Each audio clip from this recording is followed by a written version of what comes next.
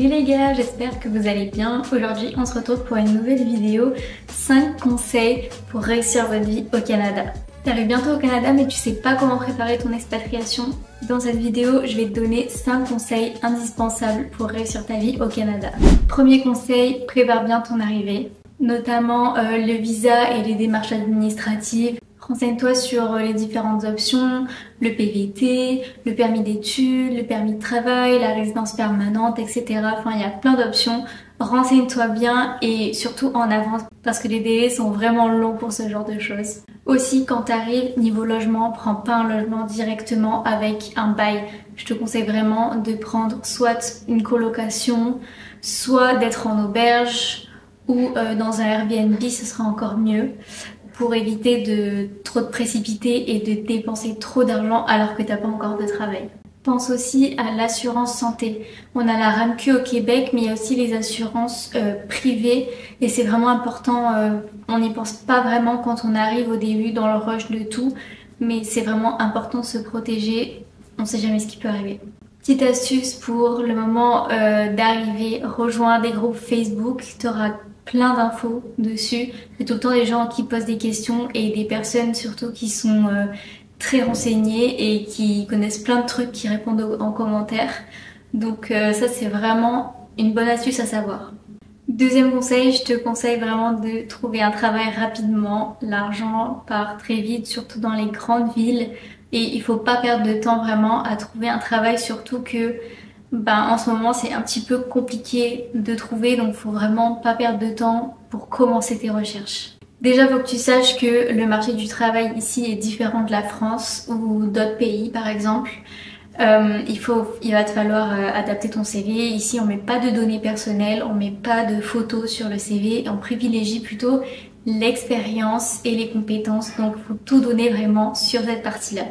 Surtout, il faut que tu oses postuler même si t'as pas les compétences pour le poste, parce que parfois la motivation ça fait tout, et surtout si t'as la personne en face de toi et qu'elle peut se rendre compte à quel point t'es motivé, à quel point t'as besoin de ce job, ça peut vraiment faire la différence. Donc vraiment t'arrêtes pas aux compétences. Bon après j'avoue que si de base t'es boulanger et que tu postules pour un job de médecin, ça va être un peu compliqué là. On n'est pas du tout dans le même truc. Mais bref, vous avez compris de quoi je parle. Toujours dans le fait de postuler, etc., je te conseille vraiment de réseauter au maximum sur LinkedIn, dans des forums, même dans la vraie vie, quand il y a des meetings ou des espèces de forums du travail, etc., là au Palais des Congrès, même dans des endroits qui sont pas dédiés au travail, parle travail. Vraiment, ça peut vraiment t'aider, le bouche à oreille, c'est vraiment incroyable. Mais aussi, n'aie pas peur de faire des petits jobs, des jobs alimentaires que t'as pas l'habitude de faire. Parce que comme je t'ai dit, ça peut être difficile de trouver un travail et tu veux pas te retrouver en galère avec tes factures. Donc, prends ce qui vient et en même temps, ça te fera ta première expérience au Canada. Et du coup, les futurs employeurs seront plus confiants pour t'embaucher parce que tu auras déjà une expérience canadienne, même si elle fait pas partie de ton domaine d'activité. Mais surtout les gars, n'abandonnez pas. Même si c'est long, même si c'est difficile, faut vraiment pas lâcher. Il faut garder la motivation et vraiment pas se mettre dans un mood de défaite. Il faut vraiment garder la même énergie qu'au premier jour pour attirer toutes les bonnes choses à soi. Et voilà, c'est tout ce que j'ai à vous dire. N'abandonnez pas, ne lâchez pas, restez motivés. Troisième conseil, il faut comprendre et s'adapter à la culture canadienne. Parce que oui, il y a une culture et c'est pas la culture des États-Unis, c'est vraiment différent. Déjà, le Canada, c'est pas la France, tout le monde le sait, mais juste au cas où, on se le remet en tête parce que des fois, quand on change de pays, on aimerait se retrouver un petit peu dans le mood de chez soi alors qu'on n'est pas chez soi. Donc il faut toujours s'adapter. Ici, les maîtres mots, c'est positivisme et bienveillance. Alors mets-toi à la page. Mais surtout, respecte les règles. Ici, quand on prend le bus, on fait la queue. Quand tu prends les escalators dans le métro, tu te mets sur le côté pour laisser passer les autres. Peut-être que ça on fait aussi dans le métro en France, mais écoutez, je viens de la campagne donc pour moi c'était une première. En tout cas, faut s'adapter. Peut-être c'est pas le même côté que la France, je sais pas, on sait jamais. Il faut bien regarder et bien s'adapter. Et même là je vois les gens qui balayent devant leur porte la neige. Je vois que souvent les gens balayent la porte aussi des autres. Donc soyez pas individualiste et aidez les autres. Voilà, la bienveillance. Et surtout, il y a des différences linguistiques. Alors c'est vrai qu'on parle la même langue, on parle français, mais il y a quand même des mots qui sont différents et même des expressions.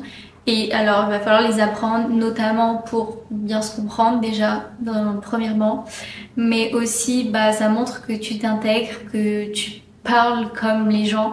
C'est comme si t'allais dans un pays qui parle anglais et que tu continues à parler français quoi. Juste pour vous donner un exemple, pour ceux qui viennent de France, c'est comme si des Marseillais allaient à Paris et qui continuent à parler avec leur langage de Marseille, que les Parisiens, la plupart ne connaissent pas les petits mots qu'on utilise dans le sud. En vrai, j'ai remarqué ça.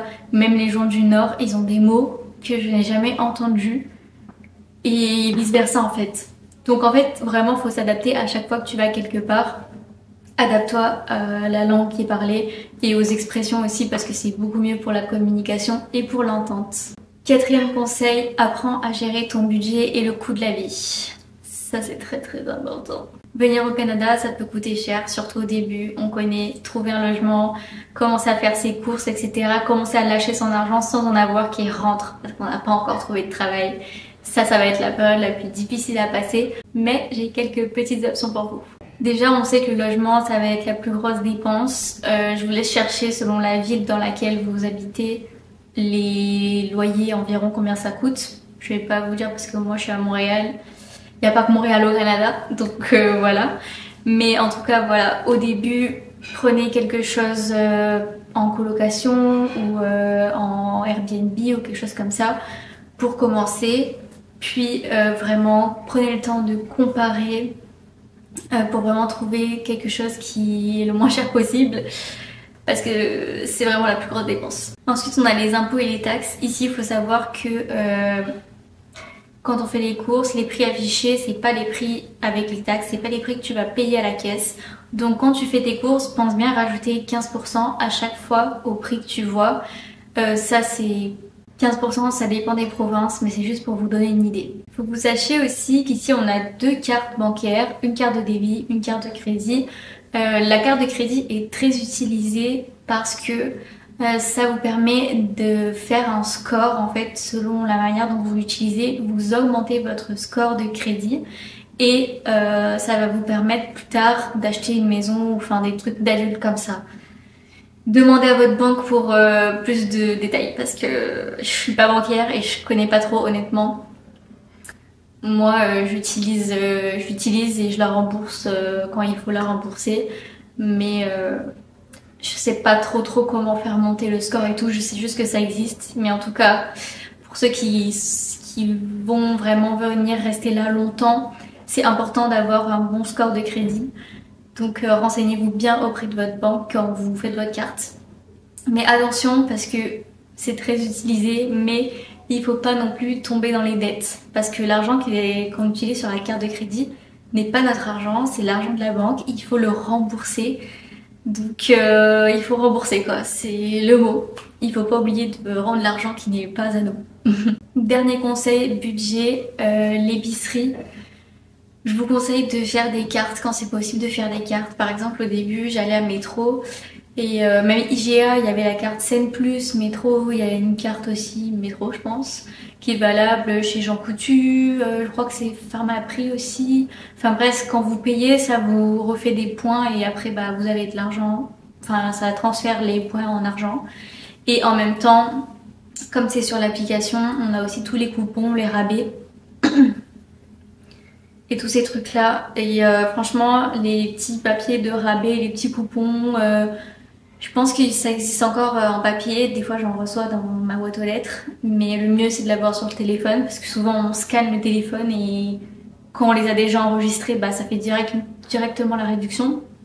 Mais en tout cas ça c'est vraiment un bon tips d'avoir des rabais, ça change vraiment tout. Ça peut vraiment faire la différence sur votre ticket de caisse.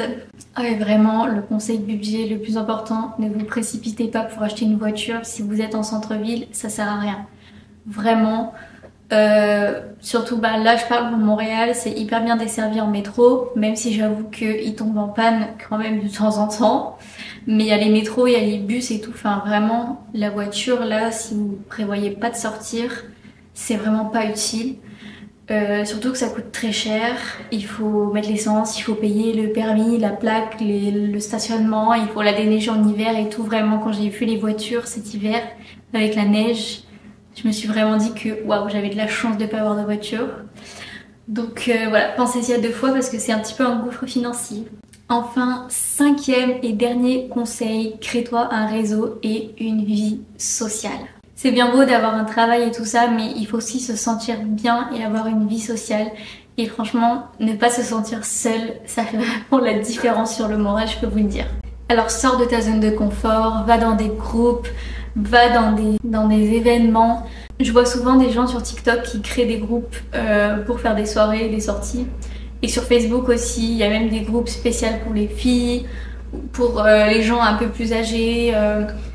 Il y a vraiment des groupes pour tout et pour tout type d'activité et franchement c'est trop cool.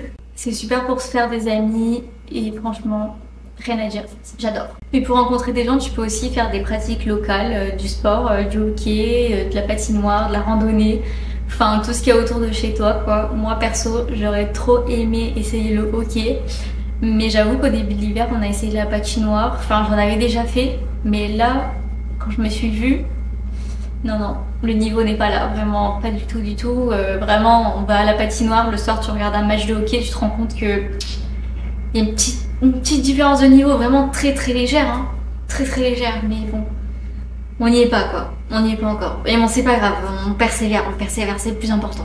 Ne pas lâcher. Bref, dernier point, tu peux regarder Facebook aussi pour les événements, les soirées, les groupes. En fait, Facebook, vraiment, c'est une mine d'or. Je trouve que ici c'est hyper utilisé et c'est trop bien. Tu peux rencontrer des gens, tu peux trouver un appart, tu peux trouver un job, tu peux tout faire en fait, c'est trop bien. Toute la communauté est là. J'imagine qu'il y a une communauté pour chaque pays parce que moi par exemple, je suis les groupes, je crois, français au Canada, françaises au Canada pour trouver des filles. J'imagine qu'il doit y avoir les Belges au Canada, un truc comme ça aussi. Donc enfin c'est trop bien. Tu peux vraiment trouver des gens de n'importe quelle nationalité et on adore, on valide fort. Bref, voilà, c'était mes 5 conseils pour réussir ton expatriation et ta petite vie au Canada. J'espère que ça t'a plu et que ça t'a aidé. Je sais que l'expatriation, ça a ses hauts et ses bas. C'est normal d'avoir des moments de doute, mais avec la persévérance, tu trouveras ta place, j'en suis sûre. Donc vraiment, ne lâche pas ton projet et persévère à fond. Dis-moi en commentaire quel est ton plus gros défi pour t'expatrier au Canada. Si aussi vous voulez d'autres vidéos sur le thème de l'expatriation, n'hésitez pas à me donner les sujets en commentaire et je ferai les vidéos dessus. En tout cas, n'hésitez pas à liker la vidéo si elle vous a plu, si elle vous a aidé. Et puis vous abonner surtout, hein. Je vous vois, je vous piste. En tout cas ça me fait plaisir de voir les gens qui laissent des petits commentaires, je réponds et j'adore, vraiment j'adore ce petit lien qu'on a. Sur ce, je vous laisse et puis je vous dis à la semaine prochaine pour une nouvelle vidéo. Bisous, bye.